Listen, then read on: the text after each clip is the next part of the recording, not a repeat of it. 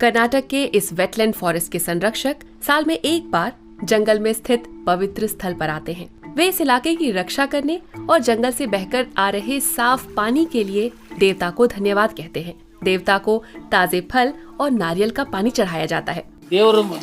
हमारे पूर्वज और साधु सन्यासी मानते थे कि अगर हम जंगल में दैवीय स्थान रखेंगे तो हम इलाके को नहीं लूटेंगे और इसे बर्बाद नहीं करेंगे। ये संरक्षित रहेगा। इको हाइड्रोलॉजी की स्टूडेंट प्रिया रंगनाथन भी मिरिस्टिका के दलदली जंगल में आई हैं। वनस्पतियों और वन्य जीवन पर करीबी निगाह डालते हुए वो भी पेड़ों से भरी इस बेशकीमती आर्द्र भूमि को बचाना चाहती हैं।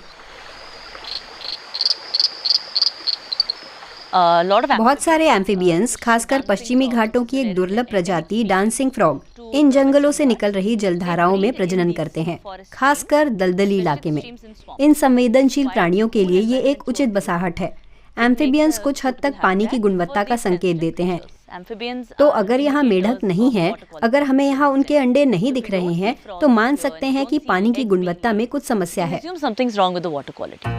पश्चिमी घाटों से लगे मिरिस्टिका स्वैम्प्स बहुत प्राचीन और पानी से भरपूर जंगल हैं। यहाँ उगने वाले जायफल जैसे मिरिस्टिकेसिया परिवार के पेड़ों पर जंगल को ये नाम मिला है। ये दलदली जमीन स्पंज की तरह काम करती है और इस इलाके की नदियों को साल भर पानी पहुंचाती रहती है। भारी बारिश और बाढ़ से बचने के लिए बहुत से पेड़ों ने स्टिल्ट या की रूट्स विकसित कर लिए हैं। इन जड़ों में आकर पानी फंस जाता है और उसका बहाव थम जाता है। इससे ऊपरी हिस्सों की वनस्पतियों से आए पोषक तत्व, खनिज, कीटनाशक सब छनकर उसी पानी में रह जाते हैं और साफ पानी आगे बह जाता है। दलदल के निचले इलाकों में रहने वाले लोग इन धाराओं से बहकर आने वाला साफ पानी पीते हैं। ये दलदल कई संवेदनशील देसी प्रजातियों का घर है, जैसे लॉयन टेल्ड मकाक और मालाबार ग्रे हॉर्नबिल। लेकिन जैव विविधता से भरपूर इस महत्वपूर्ण इलाके का थोड़ा सा हिस्सा ही बच गया है। अधिकांश इलाका या तो खराब हो चुका है या सुपारी जैसी फसलों की खेती के लिए तबाह किया जा चुका है। कोरसे गांव पानी की आपूर्ति के लिए मिरिस्टिका स्वैम्प्स पर ही निर्भर है। किसान श्रीपद भट्ट अक्सर अपने पोते पोतियों को जंगल ले जाते हैं। उन्हें उम्मीद है कि उनकी तरह वे भी इस दलदली जमीन से रिश्ता बनाएंगे। लेकिन यहाँ श्रीपद भट्ट की एक और भूमिका है। वो जंगल के इस हिस्से के पूजा स्थलों की देखभाल करते हैं। ये पूजा स्थल जंगल को एक पवित्र जगह बनाते हैं। इसके कारण लोग यहाँ पेड़ नहीं काटते। जंगल के दूसरे हिस्सों में अब आपको बहुत बड़े और पुराने पेड़ नहीं दिखते हैं। तस्करी और निर्माण के लिए उन्हें काटा जा रहा है। लेकिन यहाँ जो मंदिर और पवित्र स्थल जमीन की हिफाजत करते हैं, वो पेड़ों की भी रक्षा करते हैं। यहाँ ऐसे पेड़ हैं जिन्हें मैं बचपन से देखता आ रहा हूँ।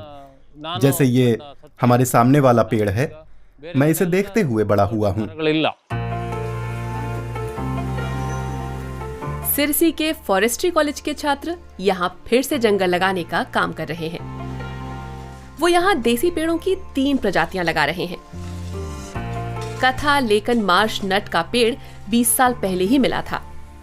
उस समय सिर्फ 140 पेड़ ही बचे थे।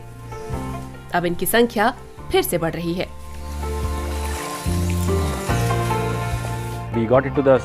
हमें इन पेड़ों की पौध नर्सरी से मिली। हमने उन्हें लगाया। जब वो 2-3 फुट ऊंचे हुए तो हमने उन्हें जमीन में रोप दिया। आज मैं काफी खुश हूँ कि 2000 से ज्यादा पेड़ हो गए हैं। अब खुद भी नए पौधे उग रहे हैं।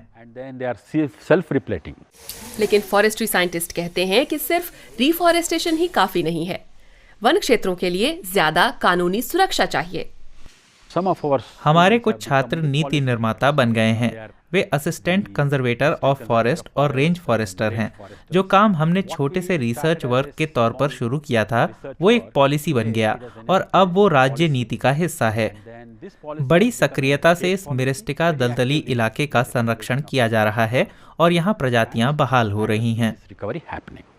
ये जंगल बचाने के लिए हमें बतौर नागरिक जिम्मेदारी लेकर इनकी हिफाजत करनी होगी। ये हमारे पूर्वजों की सांस्कृतिक विरासत का प्रतिनिधित्व करते हैं। आने वाली पीढ़ियों के लिए इन्हें संरक्षित करना हमारा काम है। ಮುಂದಿನ ಪೀಳಿಗೆ ಉಳಿಸಬೇಕು. धार्मिक मान्यताएं हो या आधुनिक विज्ञान, सबका लक्ष्य एक है: पश्चिमी घाटों के दलदली जंगलों को खत्म होने से बचाना।